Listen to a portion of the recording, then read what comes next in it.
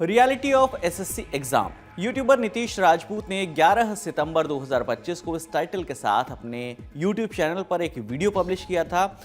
Video में दावा किया गया था कि इसमें एसएससी घोटाले के पीछे की असली कहानी दिखाई गई है। मतलब जो लाखों स्टूडेंट्स सालों से झेलते आ रहे हैं वही सब कुछ कैमरे के सामने रख दिया गया है। बताया गया कि कैसे एक सेंट्रलाइज्ड बॉडी बनी, कैसे सिस्टम पर बोझ बढ़ा, कैसे पेपर लीक हुए और कैसे प्राइवेट कंपनियों की एंट्री के बाद विवादों की फाइल मोटी होती चली गई। इसे लेकर ही एक प्राइवेट कंपनी ने नीतीश पर 2.5 करोड़ रुपए का केस कर दिया है। अब ये मामला क्या है, शुरुआत से आपको समझाते हैं। पहले जान लेते हैं कि नीतीश राजपूत ने आखिर अपने इस वीडियो में क्या दावा किया था। नीतीश अपने वीडियो में बताते हैं कि एसएससी कोई नया नवेला सिस्टम नहीं है। इसकी शुरुआत 4 नवंबर 1975 को हुई थी। तब नाम था सबऑर्डिनेट सर्विस कमीशन। फिर 1977 में इसका नाम पड़ा स्टाफ सिलेक्शन कमीशन। मकसद एकदम सीधा था, रेलवे, बैंक, क्लर्क जैसी सेम लेवल की सरकारी नौकरियों के लिए एक कॉमन एग्जाम, ताकि सब कुछ सेंट्रलाइज हो जाए। लेकिन दिक्कत यहीं से शुरू होती है। यूपीएससी की तरह एसएससी को संविधान के आर्टिकल 315 से 320 के तहत जगह नहीं मिली। यानी जो भी सरकार आई, एसएससी पर उसका कंट्रोल रहा। शुरू में सब कुछ ठीक रहा। प्राइवेट कंपनियों की एंट्री नहीं थी। सरकारी कर्मचारी और सरकारी संस्थाएं ही पूरा सिस्टम संभाल रही थी। फिर वक्त बदला। 2012 तक आते आते एसएससी पर बोझ बढ़ने लगा।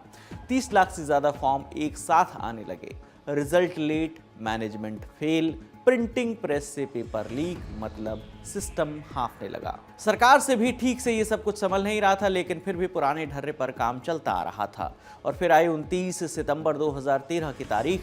सीबीआई ने एसएससी सीजीएल एग्जाम के पेपर लीक मामले में कार्रवाई की। फिर हंगामा मच गया। एसएससी की साख पर सवाल उठे। तब सरकार और डीओपीटी यानी department of personal and training ने यह फैसला लिया कि अब एग्जाम कंप्यूटर बेस्ड होंगे। यहीं से प्राइवेट कंपनियों की एंट्री हुई। टेंडर निकले, शर्तें रखी गई। कंपनी का कम से कम 3 साल का एवरेज टर्नओवर 75 करोड़ से ज़्यादा हो और 4 साल का सीबीटी माने कंप्यूटर बेस्ड टेस्ट कराने का अनुभव हो। इसमें पहला टेंडर मिला सिफी टेक्नोलॉजीज़ को। लेकिन यहाँ भी कहानी पटरी से उतर गई। कहीं सर्वर डाउन, कहीं सिस्टम फ्रीज, कहीं पावर बैकअप गायब। जैसे तैसे एग्ज़ाम हुए। मेंस में भी वही हाल। ऊपर से चीटिंग और सोशल मीडिया पर कुछ क्वेश्चन पेपर्स के स्क्रीनशॉट घूमने लगे। 2018 आते आते एसएससी ने कहा अब और नहीं, अब बड़ी और स्टेबल कंपनी चाहिए। टेंडर के नियम और सख्त हुए। 2 कैटेगरी बनी, एक बड़ी और एक छोटी। बड़ी कैटेगरी में वही कंपनी आ सकती थी जो 50 लाख से ज़्यादा स्टूडेंट के सीबीटी एग्ज़ाम करा चुकी हो। और यहीं से एंट्री होती है टीसीएस की। टीसीएस ने टेंडर जीता। दिक्कतें आई लेकिन संभल गई। सिस्टम कुछ हद तक ठीक चला। फिर कहानी में आया नया नाम, एडुक्विटी। पूरा नाम Eduquity career technologies private limited. Nitish का दावा है कि ये कंपनी साल 2000 में रजिस्टर हुई, छोटे मोटे एग्जाम कराती रही। साल 2010 में गुजरात सरकार के एग्जाम से इसे बड़े मौके मिलने लगे। धीरे धीरे टेंडर आते गए और इस कंपनी को मिलते गए। नीतीश के मुताबिक एडुक्विटी कई बड़े टेंडर्स में पहले रिजेक्ट हो चुकी थी, यहाँ तक कि एनटीए यानी नेशनल टेस्टिंग एजेंसी के टेंडर में भी। फिर नियम बदले गए और एडुक्विटी को काम मिला। लेकिन एग्ज़ाम शुरू होते ही गड़बड़ियाँ, कहीं ग्लिच, कहीं पेपर कैंसिल। आरोप ये भी है कि एसएससी ने अपने टेंडर के नियम बदले। 50 लाख स्टूडेंट्स वाला जो क्राइटेरिया था उसे घटाकर 10 लाख कर दिया गया। इससे एडुक्विटी जो है कंपनी वो एलिजिबल हो गई और आखिरकार एसएससी का टेंडर भी उसको मिल गया। लेकिन नतीजा वही, सर्वर डाउन, बद इंतज़ामी और स्टूडेंट्स का गुस्सा। सवाल उठे, जब टीसीएस ठीक काम कर रही थी तो टेंडर क्यों बदला गया? जब मध्य प्रदेश पटवारी भर्ती परीक्षा और कांस्टेबल भर्ती परीक्षा समेत तमाम एग्जाम को लेकर एडुक्विटी पहले भी विवादों में रही तो भरोसा क्यों किया गया? एसएससी ने कहा कि एडुकेटी का टोटल स्कोर टीसीएस से ज्यादा है, इसलिए टेंडर उसे मिला। अगर टीसीएस कम बोली लगाती तो उसे टेंडर मिल जाता। ये सिर्फ एसएससी का नहीं, भारत सरकार का नियम है।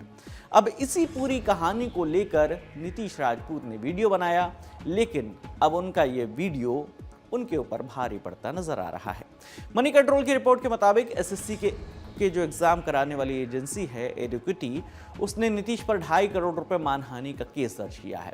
कंपनी का कहना है कि वीडियो में भ्रामक जानकारी है जिससे उनकी साख को नुकसान पहुंचा है। कंपनी ने वीडियो हटाने की मांग भी की है। इसे लेकर नीतीश राजपूत का भी जवाब आया। मीडिया से बातचीत में उन्होंने कहा कि पब्लिक डोमेन में जो चीज़ें मौजूद हैं, जो रिकॉर्ड हैं और उम्मीदवारों के जो बयान हैं, मेरा वीडियो उसी पर आधारित है। इसमें कोई मनगढ़ंत कहानी नहीं है। ऐसा कहते हुए नीतीश ने ये वीडियो हटाने से इनकार कर दिया है। एक तरफ करोड़ों का दावा है, दूसरी तरफ सवाल पूछने वाला यूट्यूबर है और बीच में फंसे हैं वो लाखों स्टूडेंट्स जो हर साल फॉर्म भरते हैं, एग्जाम देते हैं और सिस्टम की खामियों की कीमत चुकाते हैं। आप इस पूरे मामले पर क्या राय रखते हैं, हमें कमेंट सेक्शन में ज़रूर बताइएगा। आपके तमाम जानकारी जुटाकर इस वीडियो के लिए स्क्रिप्टिंग की है हमारे साथी रक्षा ने। मेरा नाम विकास वर्मा है। देखते रहिए दी लल्लन टॉप। शुक्रिया।